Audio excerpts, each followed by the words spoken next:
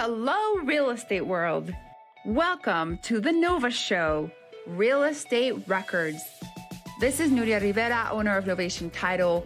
I wanted to create the space for you guys to be able to share success stories, but not only success stories. I also wanted you guys to be able to share raw stories. Everything that you have learned from the failures, the lessons, the wins. This is a space for our community to come together so that we can help each other rise to the next level. This is the space to be vulnerable, and this is the space for us to all be able to support each other in this real estate world. Please enjoy this episode. Hello and welcome to the Nova Show, Real Estate Records. My name is Tristan Hammett and I'm your host for today's episode. And today we are thrilled to have Jody Jones with us. Jody brings extensive knowledge and experience from a variety of businesses in Salt Lake City and beyond. She previously owned a successful marketing and mailing distribution firm, giving her a unique edge in catering to business clients' needs. With a CCIM designation since 2018 and as past president of the Utah CCIM chapter, Jody's deep understanding of the market and economy makes her an exceptional asset in commercial real estate. Let's dive into her insights and expertise. Thank you for joining, Jody. Thanks for having me. Of it's course. Exciting. So this is actually my first time meeting Jody. I heard her speak on a panel at the Women's Council of Realtors a couple months ago.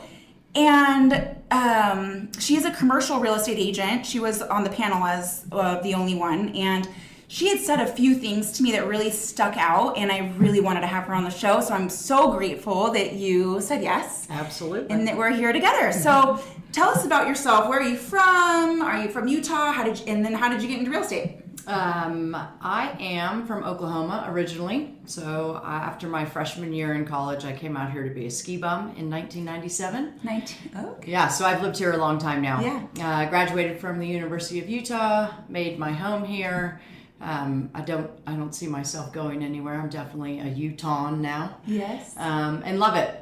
So how I got into real estate, I owned an advertising business for 10 years, and I've always been in sales. I think sales as like my background in terms of selling Girl Scout cookies in the neighborhood. I was out at 8 a.m. I wouldn't come home until it was dinner time, and then I would take my wagon out and deliver them. So like from a very young age, selling is just what I've felt comfortable doing. And I think that's what real estate is ultimately if you're doing it correctly. So I own an advertising business. My wife is a sushi chef in town. Okay. And Which restaurant? Let's give it a shout out. Well, she works at Yukiyama in Park City. Okay. But she's mostly retired these days. Okay. Right? So she was doing a sushi party for the president of CCIM at the time. Okay. His wife was a friend of mine. And wait, can we talk about what is Sure. CCIM? CCIM is a commercial designation. It's a certified commercial investment member. Okay. And less than 1% of commercial real estate agents get the designation. Uh-huh. So it's a way to set yourself apart from other people. I think most people watching your podcast would know that, you can get a real estate license pretty easily. Then what do you do to set the residential and the commercial license is the same? How do you differentiate yourself? How do you learn what you don't know? And so I got my CCIM for that reason. Okay. Had I been younger, I think I would have gone to the University of Utah and done the MRED program. I think that would be a dynamic way to get a commercial education, and the resources and the contacts in Salt Lake that I think would be really valuable in commercial real estate. Okay. But I was in my mid-30s, so I was looking for an education and something that the CCIM takes a couple of years. There are 4 main classes. You have to pass each one of those classes, and then there's a test that happens in Chicago, and it's a several-hour big test, and it's a little extensive. It is. Yeah. It is. Yeah. Okay. And it gives you the financial background of commercial real estate. So anyways, we were doing the sushi party. I started talking to a woman whose husband had moved here from San Francisco Bay Area, and he was starting a brokerage. And we went to lunch the next week. I thought we were talking about marketing and advertising. We were talking about real estate. And he wanted me to join his team. Okay. So I got my license. We talked in January. I got my license by April, and I sold my business by the end of the year and was full-time in real estate after that. Wow. Yeah. Wow. So that was 2015. And so I'm 9 years at this point into commercial real estate. Okay, so I know you said that getting your, residential and commercial real estate, there is no difference between them, but there, but like from a, as a real estate agent standpoint and, buyers and sellers, there's a huge difference. Right. And it's a whole other beast to me. It is. So how did you get into the commercial side of things? And did you ever do residential? I never did residential. Okay. So he owned a commercial brokerage. I'm a very much a businesswoman, like numbers and cents. I don't want to talk about paint color and carpet and what the layout. I can't come in and envision with you. Okay. But I love a dirty warehouse. Like I'm just we're talking about square footage and functionality and door size and electrical capacity, that sort of thing is business, right? So that makes a lot of sense to me. So I started in commercial from the beginning, and I always knew I wanted to be in real estate, but I didn't think that residential fit for my personality. So I was excited to have this. I thought that commercial real estate was a good old boys. You didn't get in unless you knew somebody or your dad was in it, or it was passed down to you, and by and large commercial real estate still is like that, especially for a woman in the industry. It's a very machismo, male driven industry.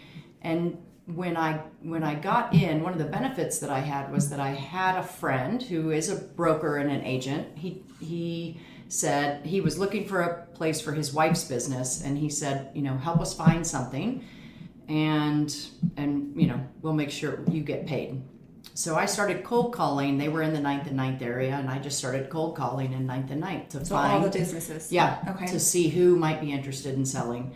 And eventually ended up a little bit further. So we were still on 9th South, but in the 2nd to 1st East area, and what now is known as the Maven District in town, if you know the Maven District. And I helped them buy the corner where the H&R Block was, and 11 different parcels, 3 or 4 different owners at the time didn't know that they were buying them, so they bought that whole block with my help, and that was kind of my first project. Like that was my first commercial real estate project. And how long did that take about?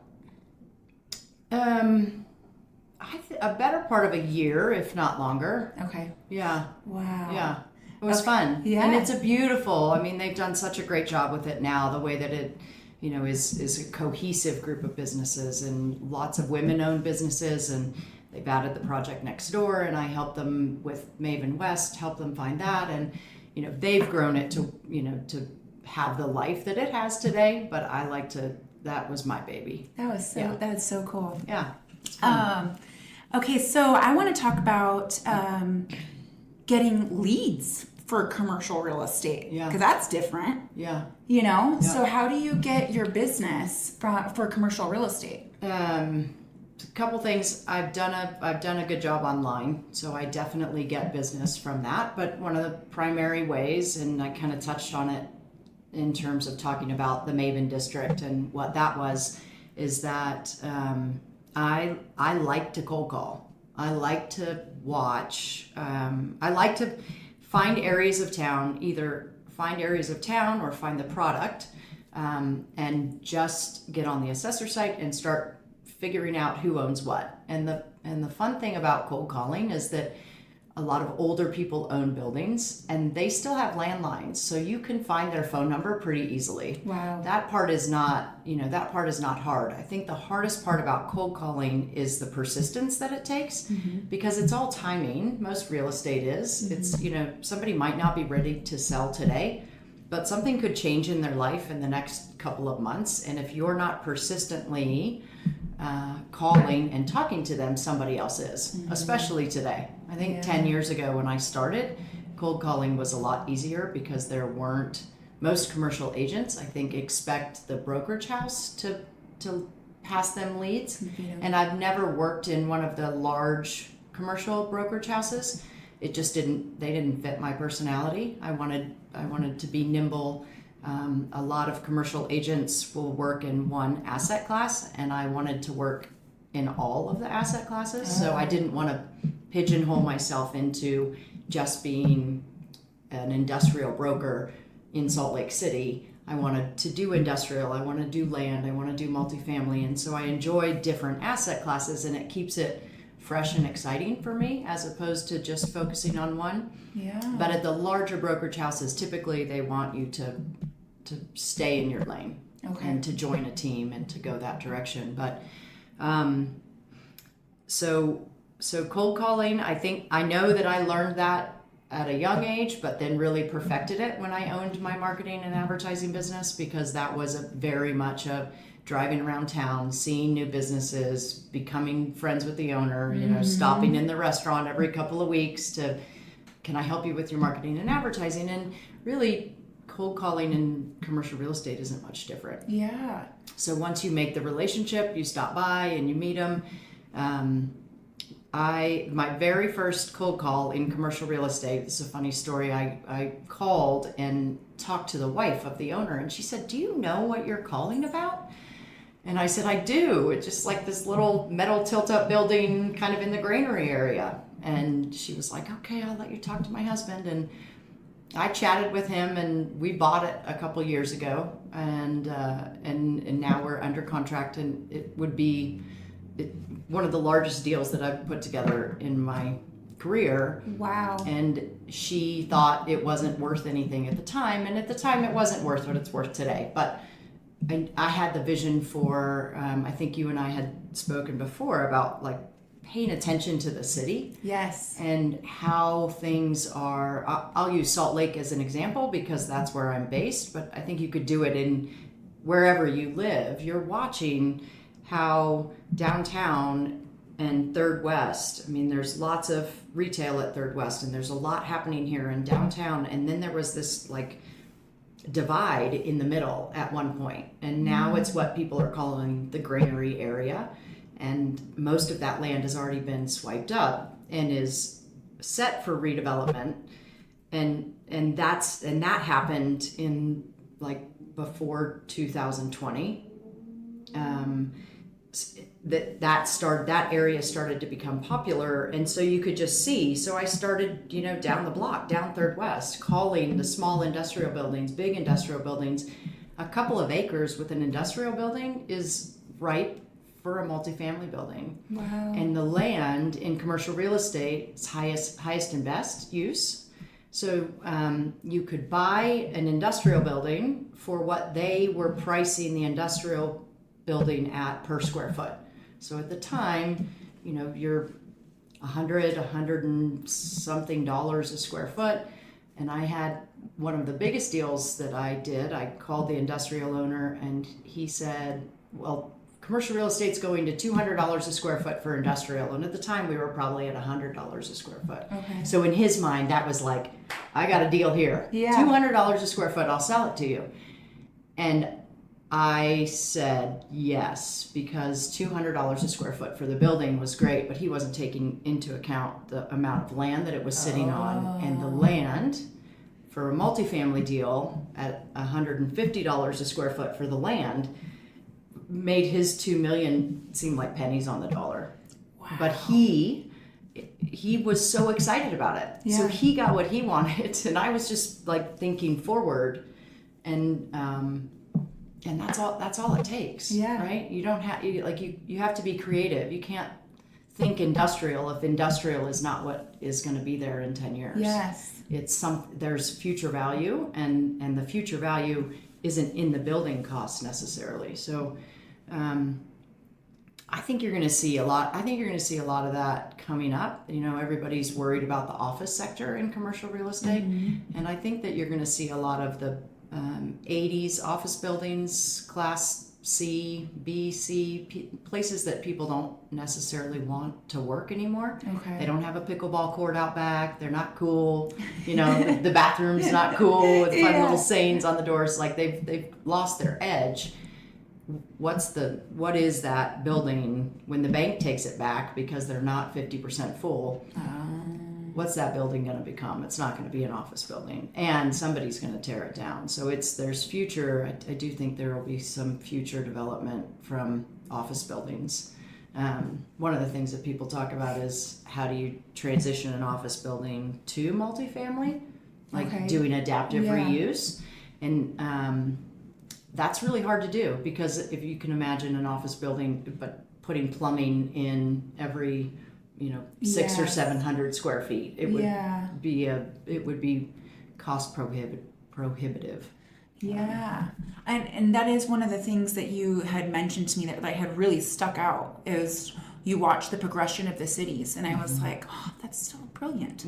So how do you find your I guess they're buyers, right? Because you're calling listings. How do you find your buyers? Is it just like networking? Well, I used to say, before the interest rates raised in the last couple of years, there are buyers everywhere. You couldn't throw a stick without hitting a buyer.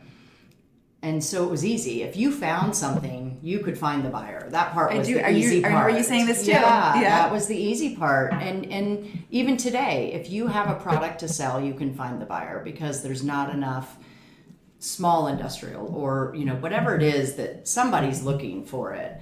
A lot of times in commercial too, things don't hit the market. We're not putting them online, LoopNet and CoStar, the MLS in a residential way. You sell it before it gets there. Okay. If it's a deal to be had, typically it's sold before that. Okay. So finding buyers is not as hard. I got into the habit, unfortunately, when things were so good, I would get 10 calls a week from a buyer, and I quit writing their names down because I would be like, oh yeah, you're looking for multifamily? Okay. So are 500 other people. Yeah. And now I write everyone's name down because there aren't as many buyers today. Interest rates are higher. People are kind of sitting on the sidelines with their capital. And now I make sure to write down their names, and if I have something else that's applicable, I'll call them. And it still is a scenario where there are buyers out there. There are fewer buyers today just because there's so much money waiting, sitting on the sidelines. It's not, the interest rates really have hurt our industry a lot, more so, I would even say, than residential. In residential, you get a new job, you have to move. There's some momentum behind those sales, but in our industry, you have money. You have to make your investors a certain profit or a certain benchmark, and if it's 9 or 10% for construction, you just wait. Okay. So there's a lot of waiting happening right now. Yeah. Do you buy into a lot of these projects? Like, are you an investor? Yeah. Yeah. I am. Okay. Yeah. That's the part that excites me, and I spent the first 4 or 5 years making other people money, and at some point I was like, hold up, like, when's my turn? Yeah. And so I did mention that one deal where I had made the cold call. He wanted to sell it for $200 a square foot. I recognized how big that deal was going to be, and when I took it to the buyer, I said, we're going to partner on this. Okay. I get 50% of the profit. You're bringing the capital, and we're going to do this together. We both make 50-50. Yeah. And he was game for it. Oh, yeah. Yeah. And it was big for both of us. And then the next deal we did together, we both brought our own capital. He was like, okay, you have your nest egg now. Yeah. Now you bring your own. But it has propelled me and allowed me to see that, the true wealth comes from being able to buy something, rent it out, have somebody else pay your mortgage. That's ultimate fantasy, is that you have something and somebody else is paying the mortgage and you just hold on to it. Mm-hmm. It used to be that people would go and pull their money back, get their money back out, fix it up, and then refinance with the bank, and nobody's refinancing right now. So the money's staying there, but investing into has been my goal all along. Okay. Yeah. Very cool. That's the fun part. That's so awesome. I just started learning about like these. We had a speaker come in. His name is Tim Waukee. And he came in and spoke at one of our events. That's who I'm talking about. No way. Yeah. Oh my gosh. Yeah, and he's my guy. You said Maven District, Yeah. and I was like, get out of Yeah. here. He was so cool. He's great. Such a humble guy. And so I'm starting to learn more about different ways of like investing, right? Yeah. It's not just right. buying a home. It's No. having a piece of a project, having a piece of, Yeah. And I just think I'm so fascinated by it. And that's why I was so excited to have you on, because I'm like, I've never spoke with a commercial agent, and there's just, it's a different beast to me. It really is. And like you just think of these like commercial spaces all around here, and I also often wonder about like those types of spaces, like what happens to them? How can we see all these like humongous buildings going up? And especially like in Lehigh, and then it's like they almost are empty, and I'm like, what? Yeah. The new ones in Lehigh, I don't think they're empty. Okay. And there's like the new timber frame building out there. I don't know if you've seen it. It's absolutely gorgeous. You should go take a look at it. But lots of new buildings going up out there, and certainly those are the kinds of buildings that are they're taking the tenants out of the B and C class buildings. So those are the office buildings that are going to suffer. The ones in Lehigh have the pickleball court in the back. They have a gym. They have a shower. They have everything that tenants want these days. If you can get your employees into work 5 days a week, you have to have like a hook. And those new buildings made sure to put all those hooks in. And so it's the old ones that are just like nobody wants to walk into, let alone 5 days a week. They're the ones that are going to suffer. Okay. Yeah, they just added, I won't get into it, but they added a ton of amenities just to this place. I noticed. I was like, we were like, do we need laundry services? I just think they're trying to keep people here. So, okay, very cool. So what does to Tim, real quick, because he taught me, he was my mentor. He to this day, like we invest together, we work together. I just sold something for him recently. He's such a great resource for me. And when he has his license, so he wasn't able, the value that I brought was that I was finding things that he couldn't find online. Gotcha. So when I was saying, you were doing the work, deals, you were calling. Right. Yeah. And so he taught me so much in terms of like, okay, I have this deal and I'm going to you got to teach me how to do this, right? And I was meant to be the agent, but he's a broker. So I could just like find the deal and pass it off and then learn through the process of that. So I certainly don't think I'd be where I was today without Tim. And I would be remiss to not say, thank you, Tim. Yeah. He's amazing. And I've invested in his deals. So, Tim will set up deals. Somebody mentioned the other day a crowdfunding type scenario. Yes, he talked a little bit about that. Right. I'm more inclined to give him money and know that I trust him and like him, and I've seen what he's done. So giving somebody $100,000 and you own just a piece, right? So ultimately they'll get the loan for the property, and then the amount of money that they need to put down, if they can raise that through other people's money, and then they fix up the property or whatever their intention is with it, you get a preferred return along the way, and then you get your money back plus a portion of the equity from the sale.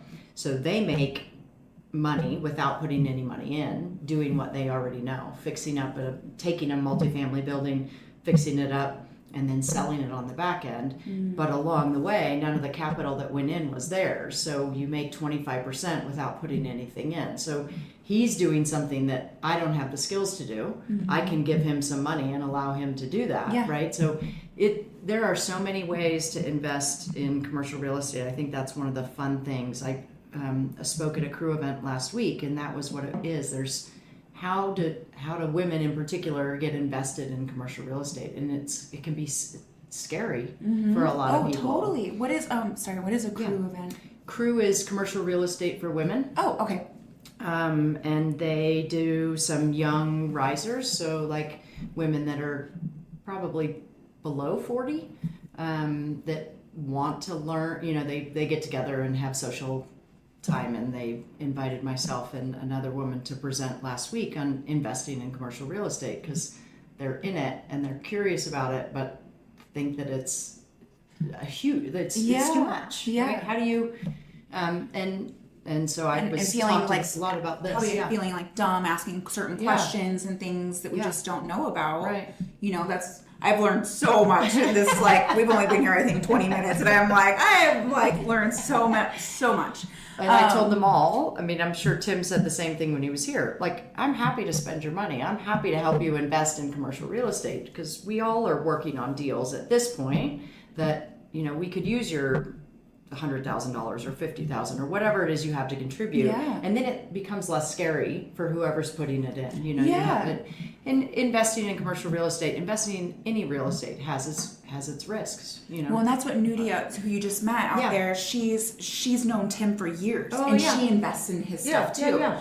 And they were talking about that, you have to do your research, you have to do your homework on who you're doing business with. Yeah. She's like, I fully trust him. Yeah. Absolutely. I fully trust him, and if he's got something going on, I know it's good, and I want some of that. I want some of that. And so he really had three of our agents. How do we give you money? Totally. Because it's if we don't have to learn all this, then we can just, Yeah. So it's so funny that that's who it was. Small Lake City. Yeah. If you are in the business, and it is Small Lake City. I got lucky to be friends with he and Tessa from the beginning and help. And he was doing residential flips before we got into commercial together. So my beginning in commercial was kind of his beginning in commercial, and he's taken it a different direction than I have, and he has more doors in the U.S. It's mind-boggling, but it's really cool, and it's fun. So what does a typical day look for you? I know real estate kind of just throws you curveballs every which way, but what would a typical work day look like for you? Today or when I started? Let's talk about when you start. Okay, because today it's totally different. I think so. I like to use some sort of. I talked about persistence being a real necessity in this business, and so for me, I would be in the office somewhat early. I always have a workout first because I can't do the office stuff until my head's right. Okay. And be in the office, and if I didn't work on the things that were already set in place, but really making cold calls and trying to find new business has always been a part of my day-to-day. Mm-hmm. And that really consists of information that the public has access to. So it's the Salt Lake Assessor's website. Anybody can look on it. You're driving to work and you see this one building every day. You drive past it and it's horrible and you want to figure out who owns it. It's very easy to find that information. Okay. So making cold calls, following up, and inevitably, when you're out on appointments, once you get the appointments and you're out driving around, by the time you get back to the office, you have 400 emails to go through, and most of it's not things that you need to pay attention to, but you gotta stay on top of it.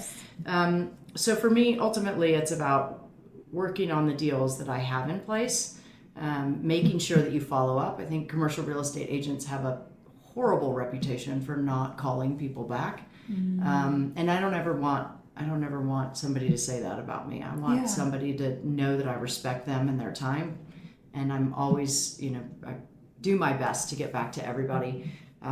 So finding time for the office is important, and making cold calls, because if you stop making cold calls today, it won't affect you today. It's going to affect you 8 months from today. And we have such a long sales cycle. Yes. That, I would say our typical sales cycle is probably 2 years. Okay. It's average. Yeah, would be average.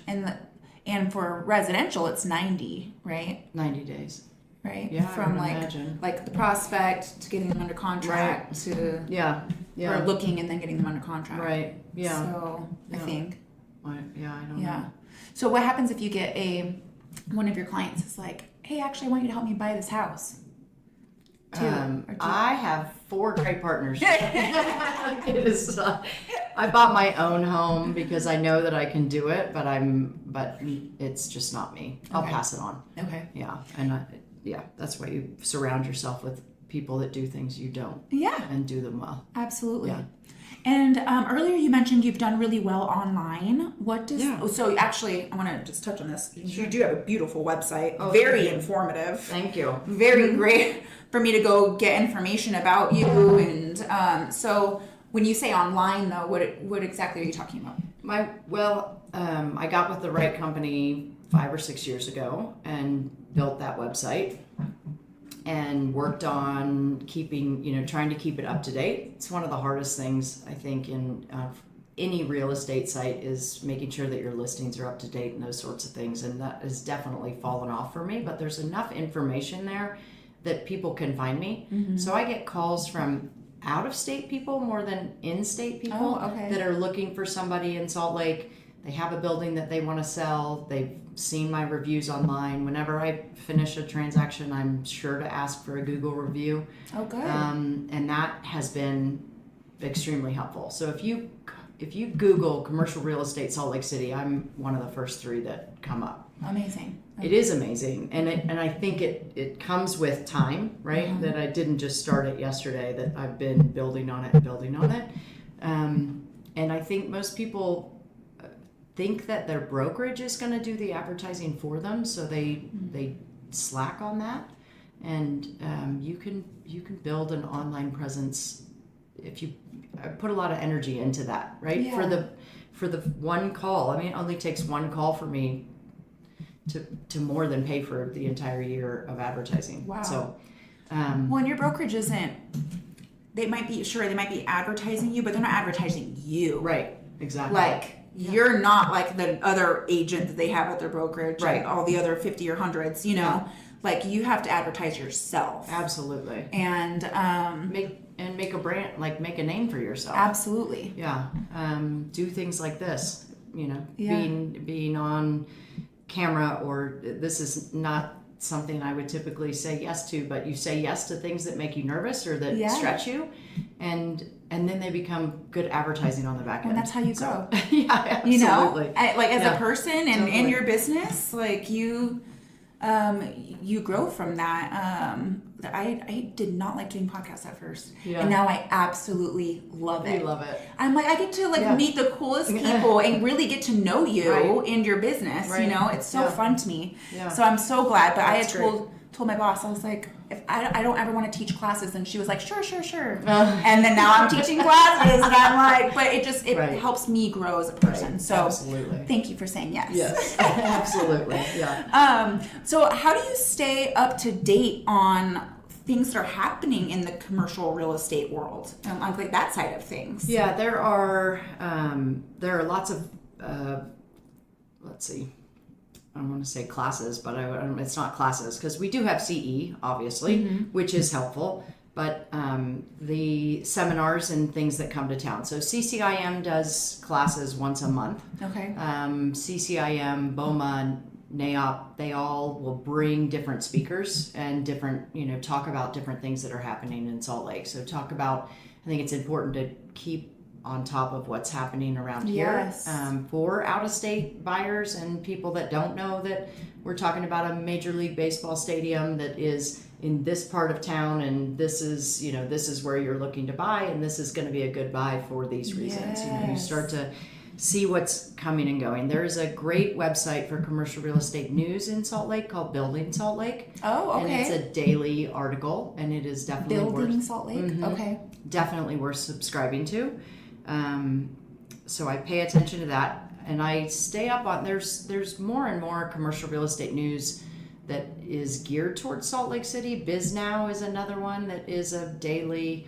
They're sending out articles, and then they come to town and do a multifamily, like an entire day conference. And it's local investors and developers and people that are in the industry, and what are they doing, and what are the projects they're working on, what are they doing about interest rates, like how are you creatively getting through this time, knowing that we can't quit developing right now, because same way with other things in your business, it's not going to affect us today, it's going to affect us 3 years from today. Yes. So I think there are always places out there to get out and network and be part of the community, and I think that's really important.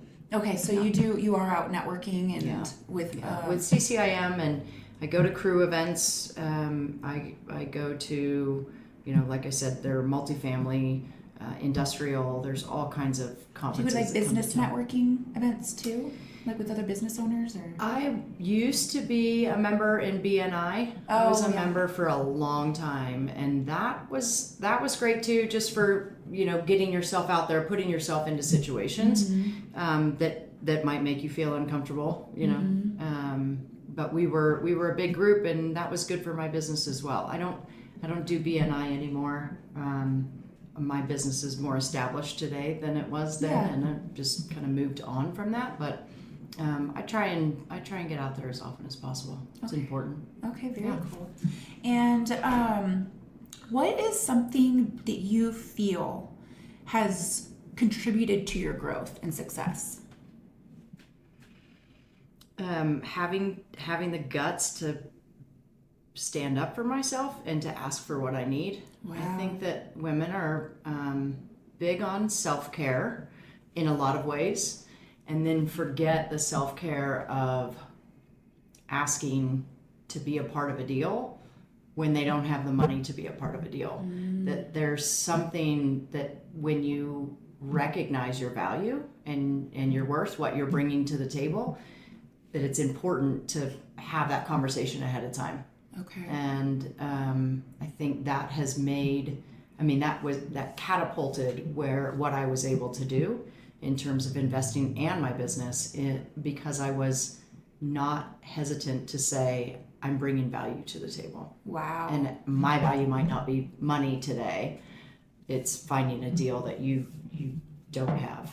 Yeah. And I think that's important for residential agents to keep in mind too. I'm not doing anything that they couldn't do in their business. They drive it through neighborhoods all the time where they have a listing and a house 2 doors down looks like a junkyard and the grass is up to your knee, and they need to stop and take a picture and find out who owns it and see if they're open to selling. That's so true. We're all in those situations where you could recognize that, and then you take it to an investor, and you do that a couple times, they will be your best friend, and then you can put yourself in the next deal. Yeah. I'm bringing you this deal. The other thing is, if you bring a deal off market, you establish up front, well, I want to sell it on the back end too. Make sure that they recognize what you've done for them, and then they reward you on the back end, because that's important as well. I think making yourself a partner in deals because you recognize what you're bringing to the table. Okay. Yeah. Very cool. That is such good advice. That was really, really good. I wasn't expecting You can do it too. I'm good. I'm going. I'm happy to hear it. I'll find a buyer. You find a deal. Okay. Okay. Okay, so what does like the future look like for you? What are some future goals that you have? My future goals are to own enough real estate that on a monthly basis I make enough money that I don't have to work on a daily basis. Okay. I mean, my son is 10. I will commit to working while he's in school, and I want to be done by the time he's out. So I got a lot of work to do in the next 8 years. I think that we see deals in this business that will allow us to, if you can buy them, and like I mentioned before, I mean, if you've got a tenant, somebody else is paying the mortgage, and you build up that portfolio, ultimately the rents exceed the mortgage, and there's a steady income of capital that you don't have to technically work for. Now, do you have to deal with a property manager or manage the properties yourself? That's a personal decision. Mm-hmm. I am a huge fan of property management. I don't enjoy self-managing at all. Yeah, I wouldn't want to either. Yeah. But ultimately, I want to get to a place where I'm doing my own deals for myself, and I can pick and choose the ones. If somebody calls and says, will you sell this building for me, or will you help me find this space, I can say yes or no, that I don't need that next commission. Yeah. I've got my own things going on. I love that. Yeah. And what would you tell your new agent self today? So that was 2015, right? Yeah, 2015. I would tell her good job. I love that. I would say you're doing all the right things. Keep up the hard work, and don't quit cold calling when you're so busy that you don't think, because that's where I am today. I don't cold call as much as I should, unfortunately. And just in saying it, now I have to go back and like set a new goal for myself. I'll check in on you. Yeah, thank you too. I appreciate it.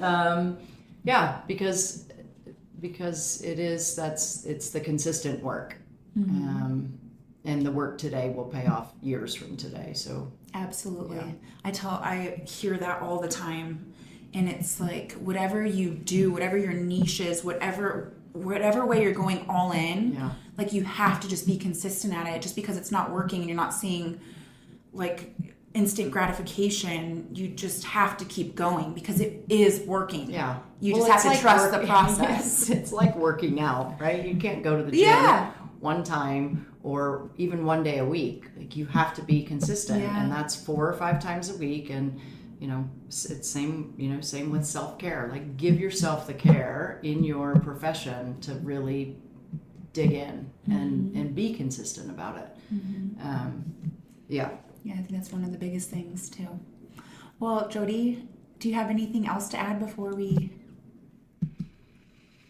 I don't think so. I think the last thing I would say is that every real estate deal, deals can be put together in so many ways. You're only limited on a deal that you either find or that you're working on by your ability to be creative in terms of the deal. Seller financed deals are my very favorite kind. Okay.